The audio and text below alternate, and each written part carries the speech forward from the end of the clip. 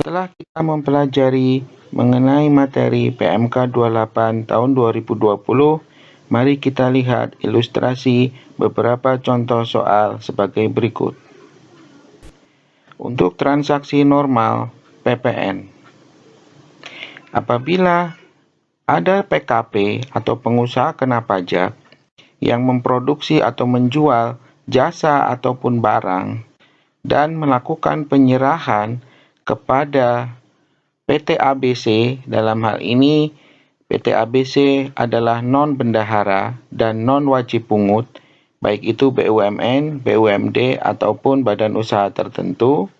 Ketika setelah melakukan penyerahan, maka PKP tersebut harus membuat faktur pajak dengan kode 01. Setelah faktur pajak diberikan kepada PT ABC, lalu PT ABC akan melakukan pembayaran yang terdiri dari harga barang seharga 100 juta dan PPN sebesar 10 juta. Uang sejumlah 110 juta tersebut ditransfer ke PKP penjual sebagai penggantian dari barang atau jasa dimaksud. Dalam transaksi pemberian cuma-cuma, maka PKP yang memproduksi atau menjual barang dan memberikan secara cuma-cuma kepada rumah sakit, misalkan, maka setelah barang tersebut diserahkan, PKP dimaksud harus membuat faktur pajak dengan kode 04. Faktur diberikan kepada rumah sakit dan dalam hal ini rumah sakit tidak melakukan pembayaran karena dilakukan secara cuma-cuma. Oleh karena itu, maka harga dasar pengenaan pajaknya adalah seharga HPP, yaitu harga jual dikurangi laba. Misalkan dalam hal ini 80 juta, sehingga PPN yang harus dibayar adalah sebesar 8 juta rupiah.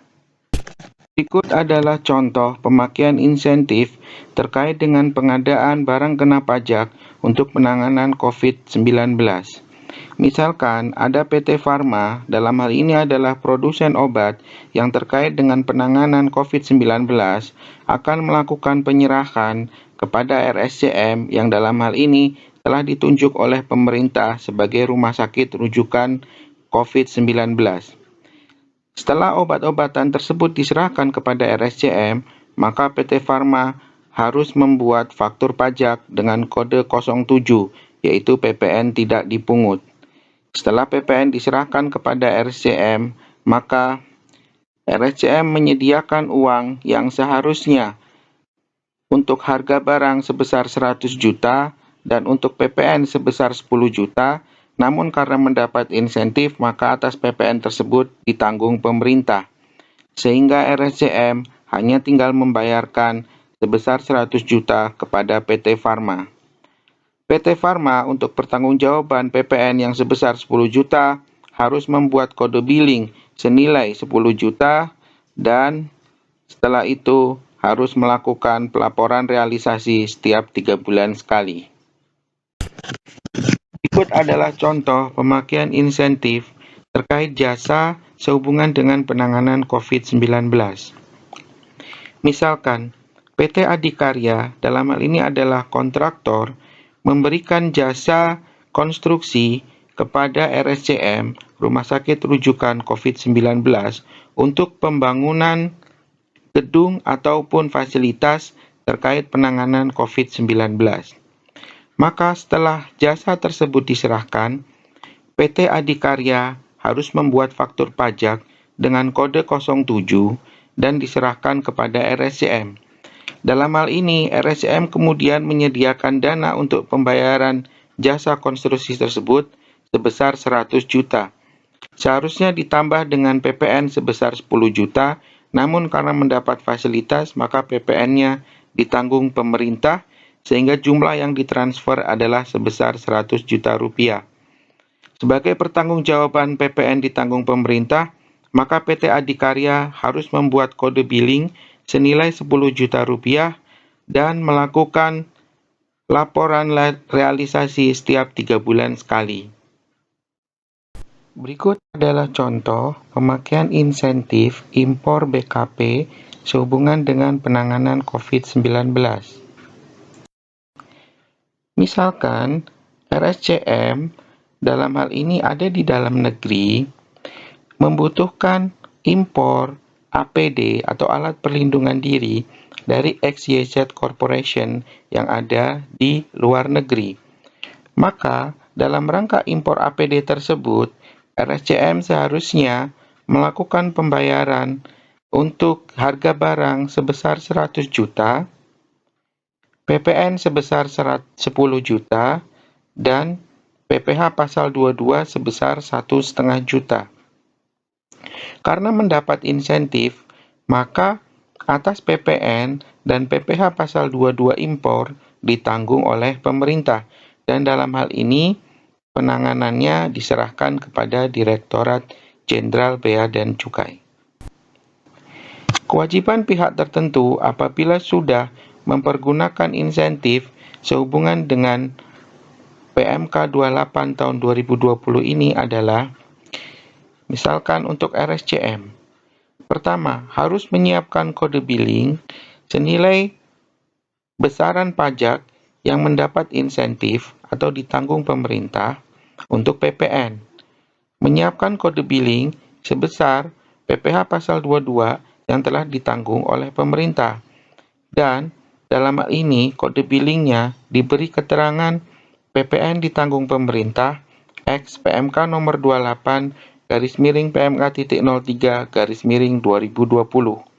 Setelah itu, harus melakukan pelaporan realisasi setiap 3 bulan sekali atau selama periode insentif ini dilakukan 2 kali, yaitu untuk masa April sampai dengan Juni, pelaporan maksimal 20 Juli 2020, dan untuk masa Juli sampai dengan September, pelaporan paling lambat di 20 Oktober 2020.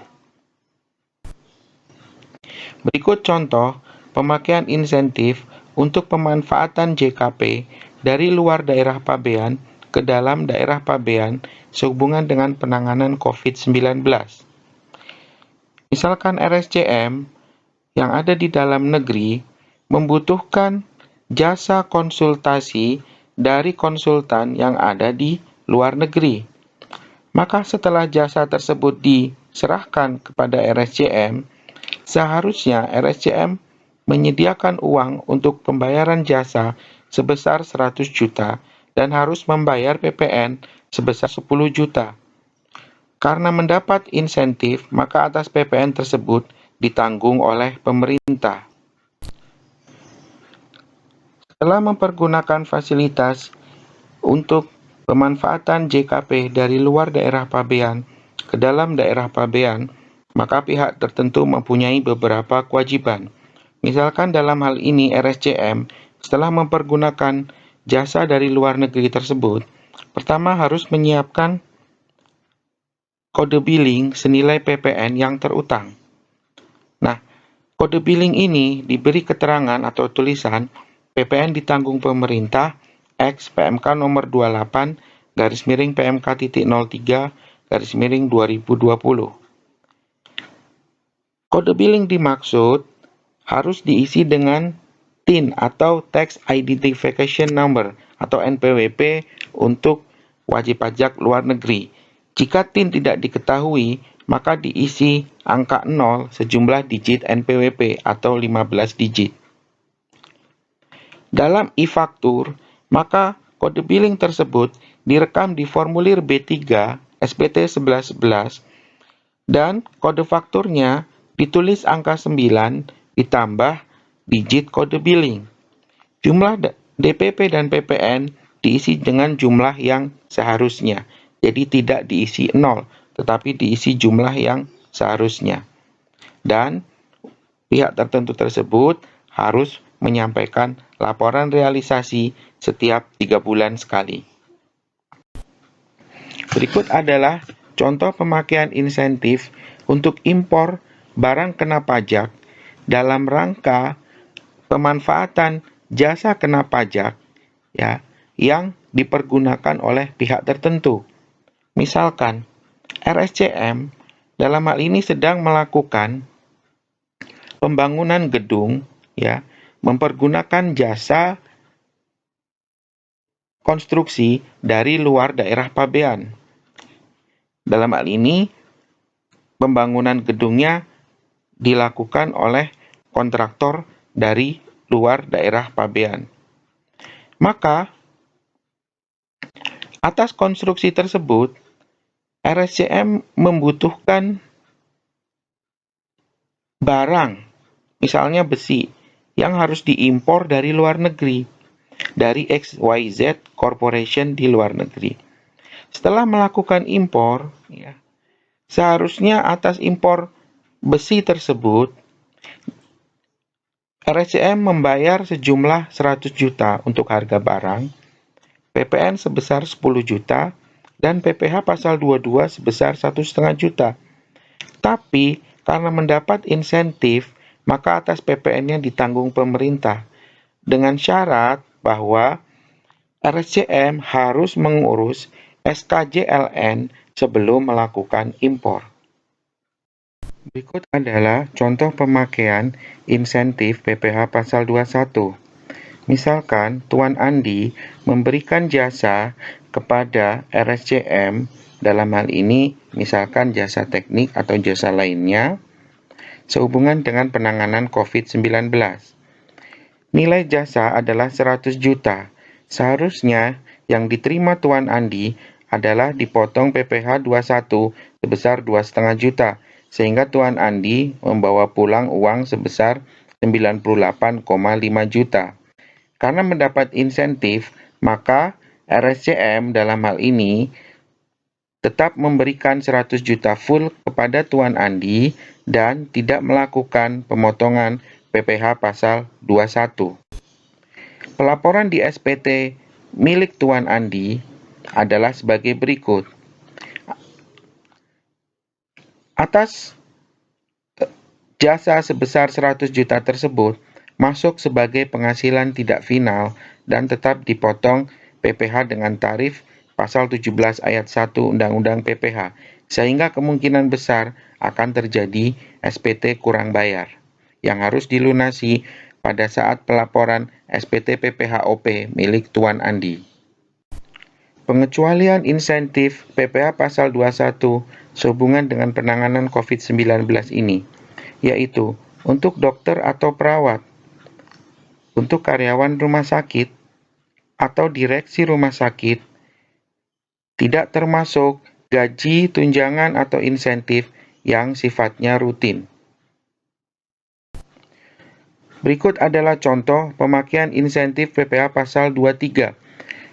Misalkan, ada badan yang melakukan penyerahan jasa kepada RSCM dalam rangka penanganan COVID-19. Seharusnya atas jasa senilai 100 juta tersebut dipotong PPh sebesar 2 juta sehingga badan tersebut hanya mendapatkan uang sebesar 98 juta. Namun, karena mendapat insentif PPh 23, maka uang yang ditransfer oleh RSCM sebesar 100 juta penuh. Karena RSCM tidak melakukan pemotongan PPh pasal 23. Laporan di SPT PPh badan pemberi jasa tersebut, maka atas penghasilan sebesar 100 juta tersebut masuk sebagai penghasilan tidak final di SPT PPh badan. Berikutnya akan kami jelaskan mengenai pemungutan PPh pasal 22.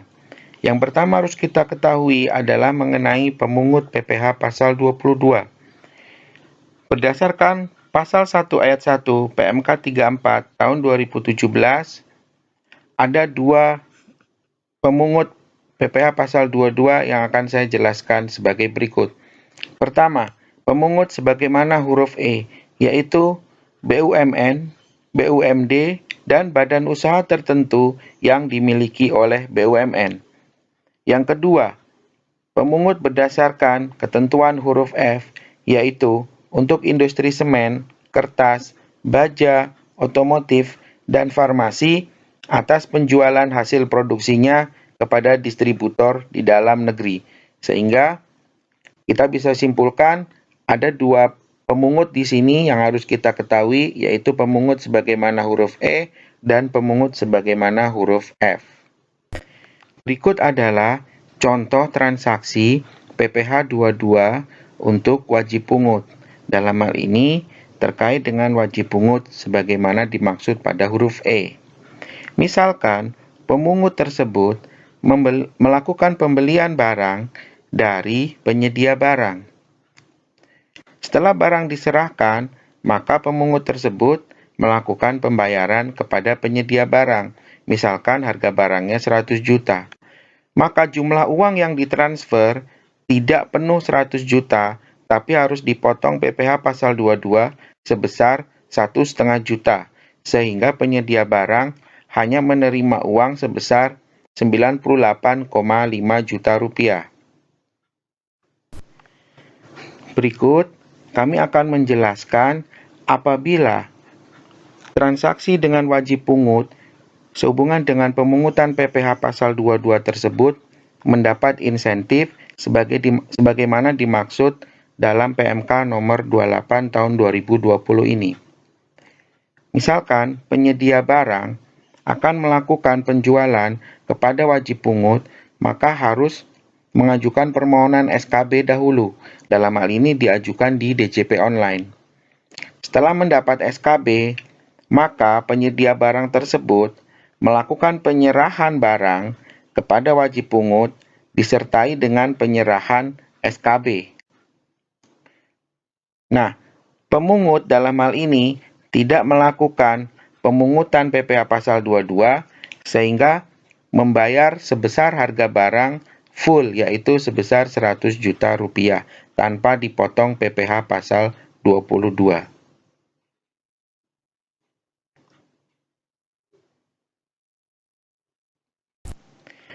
Berikut ini contoh pemungutan PPh pasal 22 untuk industri tertentu.